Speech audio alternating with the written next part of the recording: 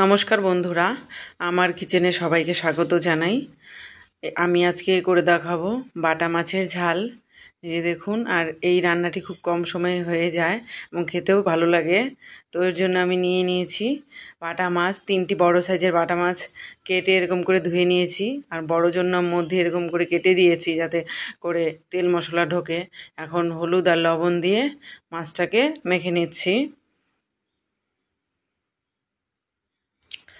মাছটা মেখে কিছুক্ষণ রেখে দেব।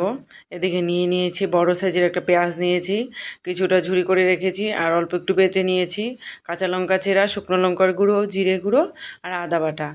এই দিয়েই আমি রান্নাটা করব। এখানে আপনারা টমেটো ইউজ করতে পারেন, তো টমেটো এখন আমার কাছে নেই। কড়াই বসিয়ে দিয়েছি, কড়াই বসিয়ে দিয়ে দিলাম তেল। একটু বেশি করেই তেল দিয়েছি। মাছগুলি দিয়ে দিচ্ছি। তেল গরম হলে পরে মাছগুলির এক পাশ হয়ে গিয়েছে, এখন আমি উল্টে দিচ্ছি। মাছগুলোকে লাল করে ভেজে নেব।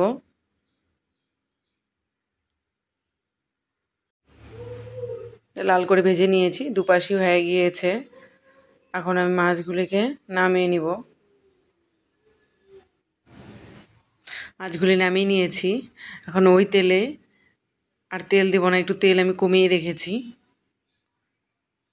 দিয়ে দিলাম শুকনো লঙ্কা আর জিরে ফোড়ন। জিরেটা একটু ফুটে উঠলে দিয়ে দিচ্ছি পেঁয়াজ কুচি।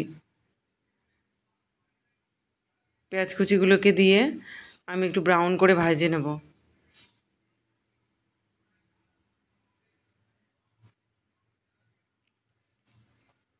আপনারা যদি টমেটো দেন এই সময় দিয়ে দিবেন, টমেটো ফোড়নে দিয়ে দিবেন। পিউরিও ইউজ করতে পারেন। এই যে ব্রাউন করে ভেজে নিয়েছি। এখন এর মধ্যে মশলাগুলি দিয়ে দিলাম। কাঁচা লঙ্কা চেরা, শুকনো লঙ্কার গুঁড়ো আর জিরে গুঁড়ো, আদা বাটা আর পেঁয়াজ বাটা দিয়ে দিচ্ছি। দিয়ে একটু জল দিয়ে মশলাটাকে কষিয়ে নেব। দিয়ে দিচ্ছি পরিমাণ মতো লবণ আর হলুদ।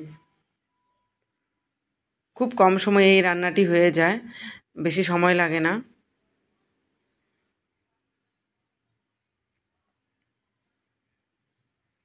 যারা বাটা মাছ খেতে পছন্দ করেন না তারা এভাবে করে খেয়ে দেখবেন, আশা করছি ভালোই লাগবে।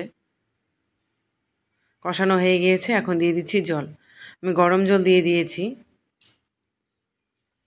যে কোনো তরকারিতেই গরম জল দিলে পরে টেস্টের পরিবর্তন হয় না। ঝোলটাকে মিশিয়ে নিলাম ভালো করে, মিশিয়ে এখন ফুটতে দেব। আপনারা যদি আরেকটু ঝোল খান তাহলে আরেকটু ঝোল দিয়ে দিবেন। আমি একটু মাখো মাখো করবো বলে ঝোল কম দিয়েছি। দিয়ে দিয়েছি মাছগুলি দিয়ে আর কিছুক্ষণ ফুটিয়ে নেব। আমার রান্না আপনাদের কেমন লাগে অবশ্যই আমাকে কমেন্ট করে জানাবেন। আর যদি ভালো লাগে, আপনারা এখনও যারা আমার চ্যানেলকে সাবস্ক্রাইব করেননি তারা সাবস্ক্রাইব করে নেবেন। এই যে দেখুন হয়ে গেছে, আর অল্প ফুটিয়ে নিয়েছি। তো এই যে হয়ে গেছে, এখন আমি নামিয়ে নিচ্ছি। এই যে নামিয়ে নিয়েছি, দেখুন খুব সুন্দর হয়েছে। তো আপনারা এভাবে করে খেয়ে দেখবেন। বাটা মাছের এই রেসিপিটি যদি আপনাদের ভালো লেগে থাকে তাহলে লাইক করবেন, শেয়ার করবেন, চ্যানেলটি সাবস্ক্রাইব করে পাশে থাকবেন। ধন্যবাদ।